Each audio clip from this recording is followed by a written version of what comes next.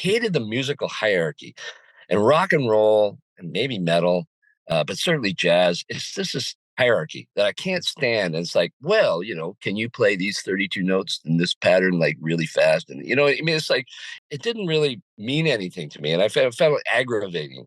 There was a competition, and punk didn't have that. At least not in Victoria. It was so DIY, and everyone was like, "Hey, I can play Ramones," and it was that's what was really attractive to me, that it was really inclusive, and it was just do what you want. It's about expressing yourself, maybe not as a complete idiot, but like, just don't worry about what people think, just do it.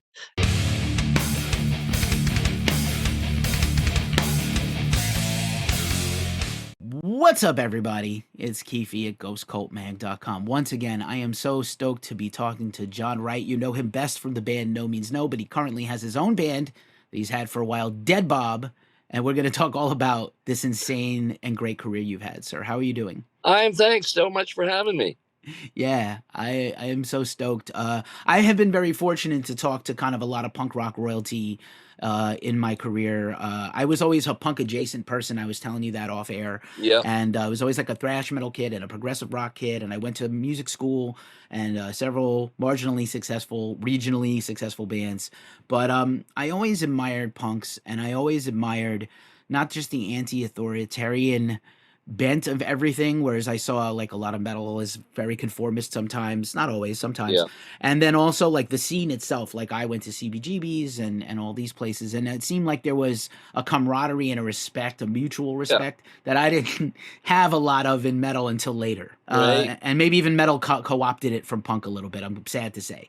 And I know that it existed. We all have seen the documentaries and the story of Metallica, and they were eating bologna on hand, and a bunch of fans from New Jersey put them up in their house so they could live for free Yeah. for 3 weeks on the East Coast. We know all those stories, but man, like 50 years in music, your bio is insane. And now you have Dead Bob, obviously again a call out to a song from No Means No. What like you've never really stopped being part of music, but what kind of gave you the impetus to do Dead Bob? Well, No Means No kind of packed it in around 2015, kind of officially. My brother, who is 8 years older than me now, so he was, roughly in his early 60s, like I am now, and he felt he just kind of done all he could do, and we kind of felt we not so much ran our course, but he was ready to not be on tour, and not he started a family quite late in life. So he's like 70 now, and literally he's got two teenagers. So we kind of packed it in around 2015 officially, 16, somewhere in there. The last touring No Means No did was in 2013, and I ended up moving up to a little town up the coast from Vancouver, and just started getting involved in other things. I got involved with a robot band from Berlin called Compressor Head, which was just an amazing project. So musically, I kept working, but subsequently, it was had my a marriage had split up, and I was living, and I was living on my own for literally a couple of years, which I've never done in my life.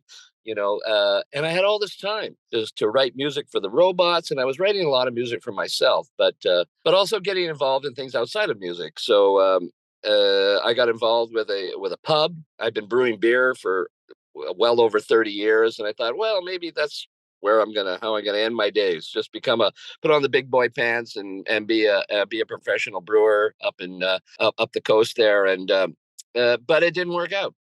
COVID, all that stuff. The business just didn't work, and so the writing was kind of on the wall in 2022, and during COVID, like a lot of people, I had time on my hands, and started revisiting a lot of this music I'd been writing a few years earlier. And it was a lot of demos and unfinished songs, a few No Means No ideas that never went anywhere, and so I just started, for my own purposes, to finish songs and say, well, let's make something of this. And so I did. And by the end of 2022, it was definitely, the business was going to close, and I had these songs, and I thought, and I kind of mentioned it on a Facebook page, like, oh, doing my own songs, and it was a lot of real positive response. So I just self-released it on Bandcamp just for fun. I put the this is now I got 9 songs done. Here it is. It was almost all me. I had some help at the end to get a few things done on it.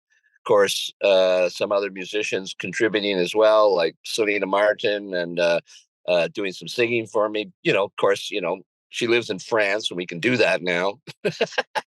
And and some other folks that you see on the record credits. Uh, so there was no grand plan. I just did it, and Dead Bob again was kind of like one of the last things I did was like, well, what do we call this? And it was actually our old sound man who also lives up where I live. Craig was just call it Dead Bob. It's like, okay. I mean, really, it was like that. There was no, oh, I'm going to be back into music and I'm going to, restart my career. And it was nothing of that. I was just kind of doing it for fun, and then I needed a job. Let me tell you, all of us. Dead Bob is perfect. No notes, of course. It named itself practically.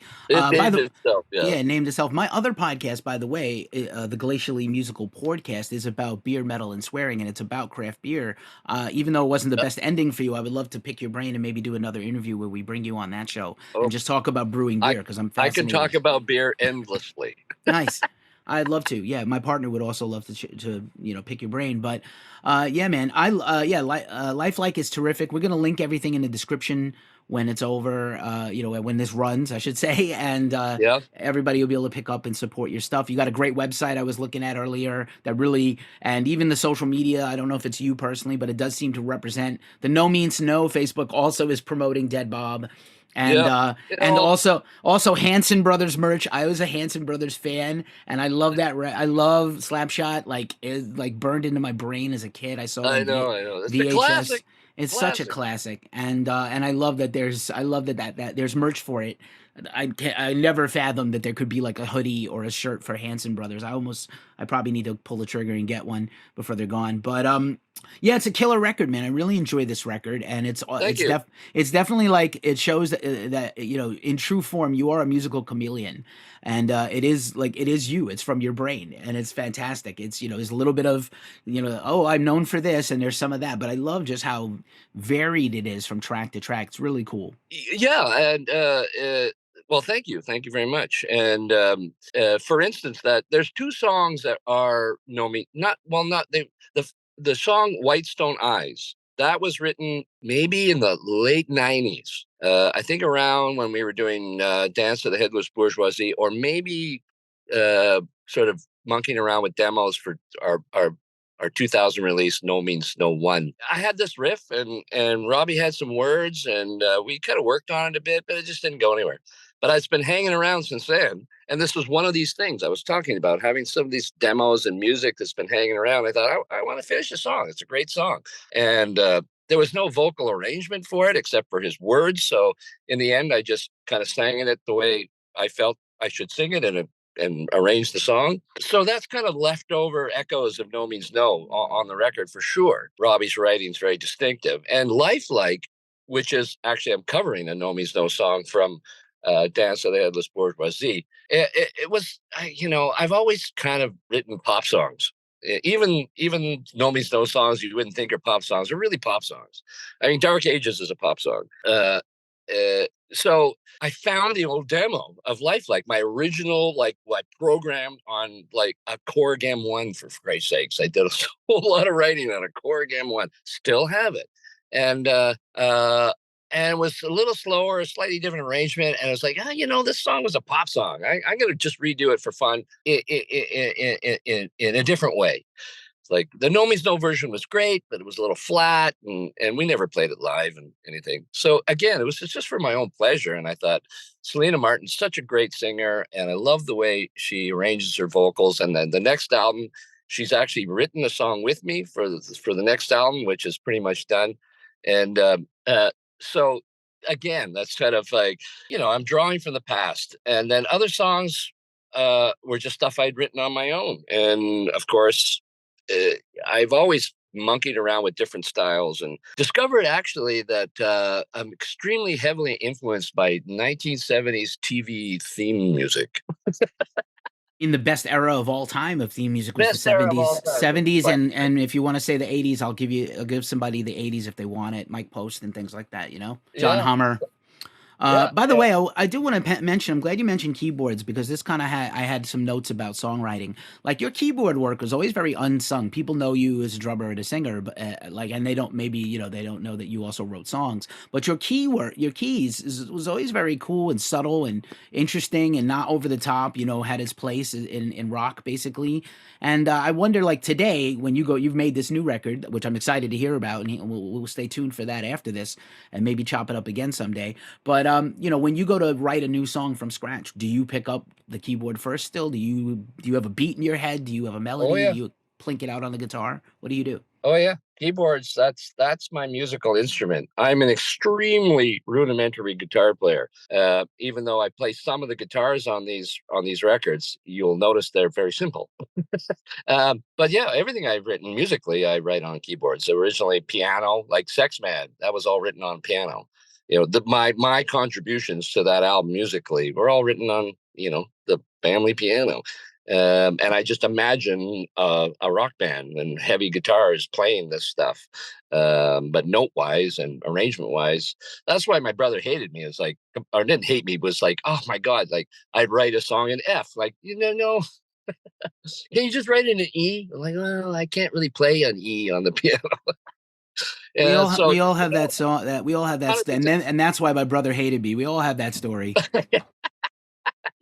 Yeah, no, it's yeah, 100%. I do most of my writing on keyboards and a little bit more on guitar since I kind of started picking it up about 10 years ago. But I'm just like I say, I was teaching myself how to play guitar by just learning Ramon songs, and that was difficult for me. So, but I really understand the guitar, having arranged for it and being around it being played for so many years. I'm very familiar with what to do with a guitar.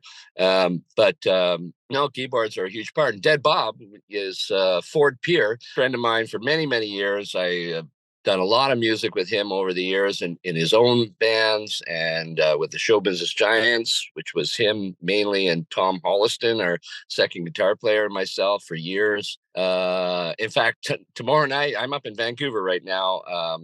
Tomorrow night, we're playing at the Commodore, which is a very, really nice, big, well, it's a Live Nation building now, but it's a lovely old venue from years ago. We're playing with DOA. I haven't played with DOA. It's like I can't even since like early '90s, and I see Joe every now and then, and I've seen them play on their own, but we're playing with them again. And Ford and I performed on one of DOA's albums, Black Spot. That's me drumming, and so we thought, hey, let's play "You're Paying for Your Body Now," which is one of the DOA songs that Ford sang. So we're playing that tomorrow night for fun. And but he has joined. He's with me with Dead Bob, and he's the keyboard player. So I was at practice last night, and I was like, you know what? We're a prog band now.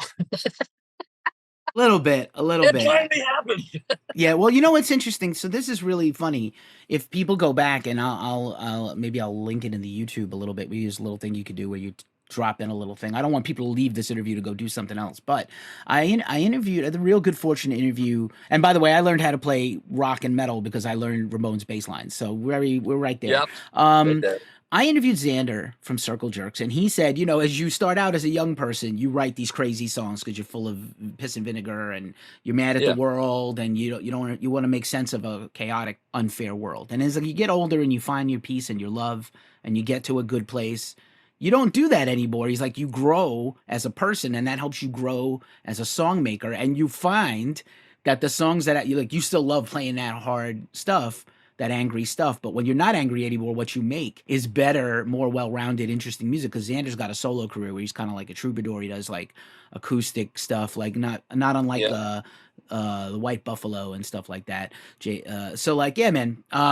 Yeah, I like that it's proggy. That kind of tickles my funny bone, and I think that's what old punks just become better punks. You know what I'm saying? Yeah, well, punk was kind of the milieu we found ourselves in, but I mean, No Means No was sort of a punk band. Uh, we, like I say, that was the milieu, that was the audience for us, and certainly the inspiration. I mean, DOA, like playing with DOA was the gateway drug for me in 1979. I saw them in Victoria. My brother was kind of into all the, British punk when it was first coming out, and the Ramones. That was his gateway drug, and so that was all the inspiration for us to start writing music and playing together. Same as when you were mentioning before we were on air, I went through school playing jazz music and all this stuff, and I love playing music. But the punk energy, the punk, I hated the musical hierarchy, and rock and roll and maybe metal, but certainly jazz. It's just this fucking hierarchy that I can't stand. And it's like, well, can you play these 32 notes in this pattern like really fast? And I mean, it's like it didn't really mean anything to me, and I found it aggravating.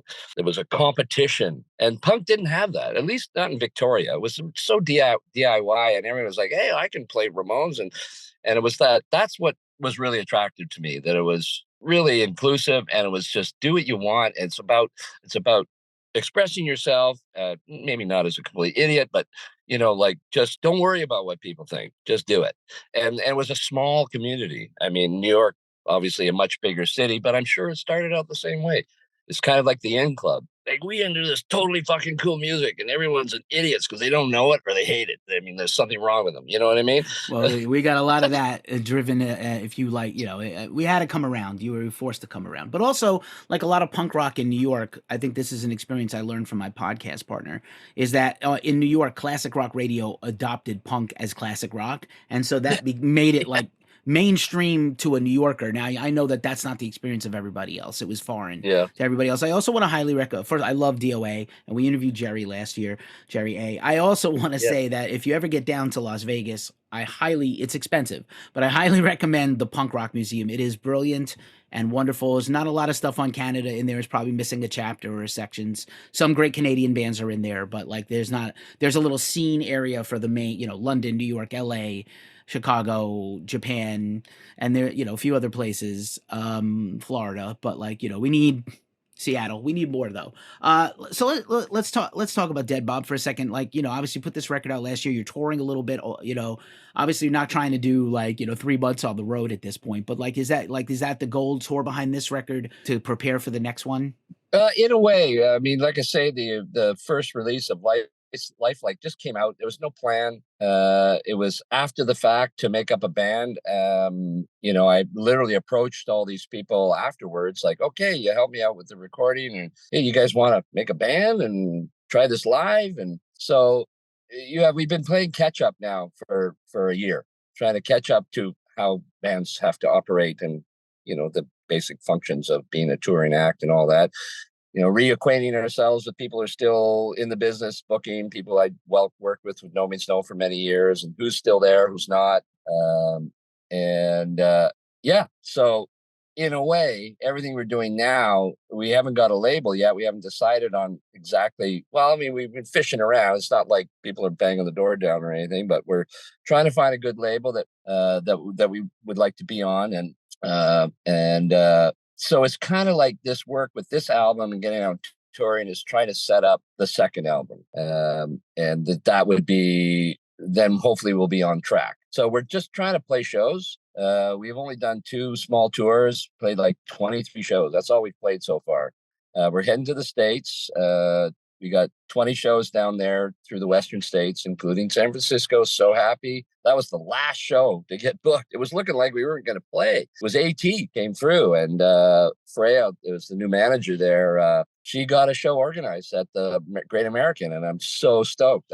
That's where I wanted to play, playing with Freak Accident, with Ralph, who I wanted to also play with. And yeah, I'm glad that happened. It was looking like we might not even be there. So, and we're doing, by the way, just as to mention too, we're doing the whole tour with a band called Lung from Cincinnati. I don't know them, but the music's cool, and this is kind of the other thing about finding labels and what you want to do as a band, and all these, the No Values Festival in Las Vegas, the punk rock bowling, which we are playing, by the way. When you mentioned that, I am going to Las Vegas, and my drum set is in that museum.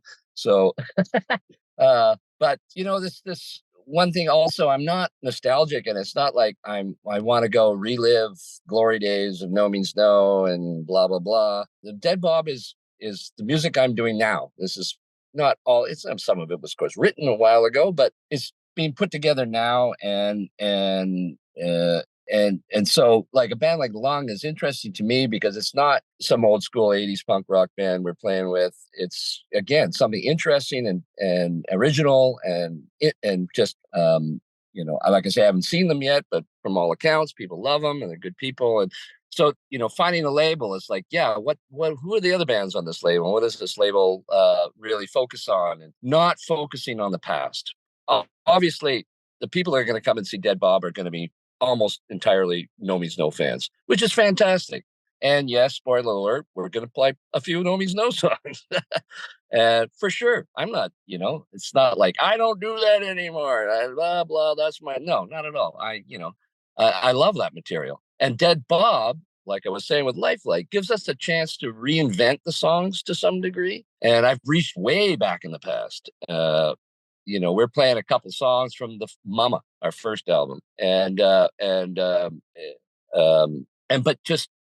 not totally different, but it's this band playing them.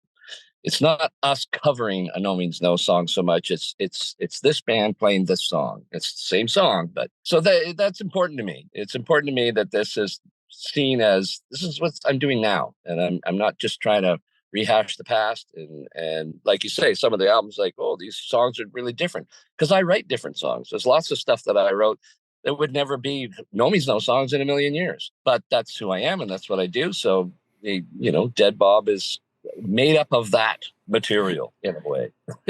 Fantastic. We will be at Punk Rock Bowling. Shout out to my dude Wayne Edwards, who's going out there to cover, and so we'll make sure that he checks you out. And I know Yeah, Fat Mike. I interviewed Fat Mike. He gave us a hard time. He gave me a hard time for being a metalhead. He saw my battle jacket with my like Anthrax patch. Yo, I'm from New York. I'm allowed to be an Anthrax fan, but I also have a lot of yeah, punk patches. I have Bad Brains and Ramones and Clash and Jawbreaker and stuff, but bands that sure. I care about. And but they do tours where they have punk legends and even metal guys who like punk come in and do tours and walk through the museum and talk to crowds. I did one with Bad Religion. It was incredible. So maybe he'll help you out and bring you in to do that.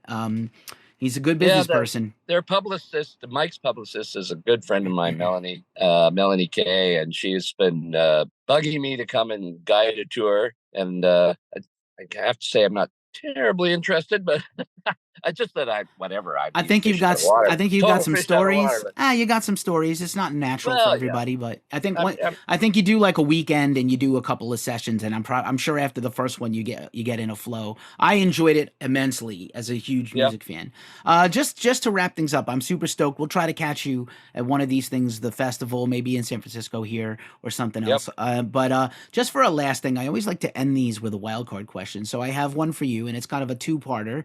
And the part one is, what is your proudest moment in your whole musical career? Could be No Means No, could be this band, could be anything. Proudest moment. Ooh, I'd say I don't know if it's the proudest, but certainly the show I was most moved by personally was a show in Frankfurt at the at XS, and this was one of the last shows we played there, and it was a very emotional show for me, and the audience just wouldn't let us go. I mean, there was no way out of the backstage to go anywhere, and we got called back like three times on top of playing an hour and some odd set. We ended up playing forever. And I just remember that night just being kind of overwhelmed by it. Was a big audience and just people just loving it. Just really, I mean, it was just so much love at that moment. It was and to be proud of that, I don't know if that's the right word, but I certainly really moved by it. And it's not that that hadn't happened to some degree in the past, but that one really stood out to me. It was, I got quite emotional at the end of that. One of the also incredibly, interesting parts of No Means No is when we first went to Europe in 1988.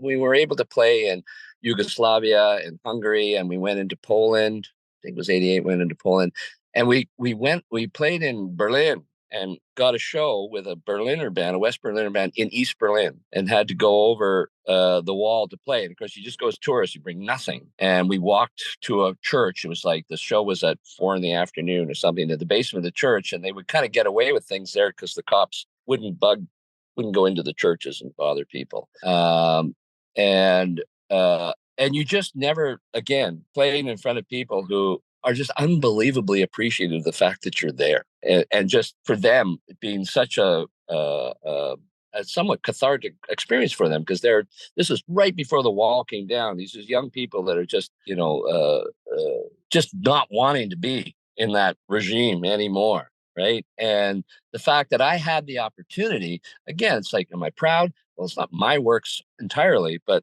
that circumstances led me to be able to be in that position to go and experience that situation, but also then to put on a show that really meant something to people, like really meant something to people. So those were pretty major. Again, it wasn't about sort of music industry stuff, but more just where music is doing what it's supposed to do. And it's all coming together perfectly at that moment. And that's what music, when it's best, is being able to come together at that moment. And everyone is in the same moment, at the same place, at the same time, all feeling kind of the same thing, on the most part, as far as you can tell. And I guess if there's pride involved here, I say that No Means No was able to achieve that on more than one occasion. And our fans they felt it, and we felt it too. And it wasn't like, and we were part of it, not in charge of it, not conducting it so much, just part of it. And I think that's what I'm the proudest moment. I'd say that was what I'm proudest of playing with my brother and with Andy and with Tom, that I was able to experience that in my life. Amazing. And then the part two of that is, if you could go back in time and give yourself a piece of advice to younger you in the 70s, learned over the years of this music career, what would you tell younger you as you were starting out? Marketing, marketing, marketing. Love to hear that as a marketing guy. Love to hear it. That's a fact. Not always Oh, the I best don't know. bands make it. The best bands that market themselves make it. Yeah, yeah. We were terrible at selling ourselves, but I don't know. I don't think I would change much. I don't think there was anything that I would be seriously went wrong. Just don't worry so much, maybe, about shit, you know. But yeah, I mean, everything kind of unrolled in a good way. I'm not a wealthy man, like I say. Marketing, marketing, marketing. Fantastic. Hey, John, man, what a pleasure. Can I before I Oh, sure. before you let me go, I just want to shout out, I mentioned Ford, and Byron Slack is playing in the band from another incredibly wonderful Canadian band, the Invasives. I encourage all your listeners to check out the Invasives, and Christy Lee Audette, who I've only met recently through Byron, and her band Wrong, RONG. You're going to see there's some little metal edge coming through in Dead Bob. So, especially the next album's got a kind of yeah, you'll enjoy it. And Colin McRae is playing on the bass, and he's someone I've known. He's from the Victoria punk rock scene too. He played in a band called Pigment Vehicle, and I got to know him as a good friend when I moved up the coast, and we did a lot of other stuff together. And he's anxious to get back on the bass. So that's the band. I feel incredibly lucky to have all those great musicians to play with. Amazing. Well, we were incredibly lucky to meet you and talk to you today, sir. And if I see you on tour, I'll come and say hi in person. I would really like that. Thank you so much Come for on down everything. to the American Music Hall. I'm gonna try. It's, I'm gonna it's going to try. be a big show. It is. It's gonna be Great fun. bill. Great bill. Yeah. We love the punk here in San Francisco. John, a pleasure, man. Thank you, and best of luck on the road. Be safe. Yeah, thanks, Keith. You too.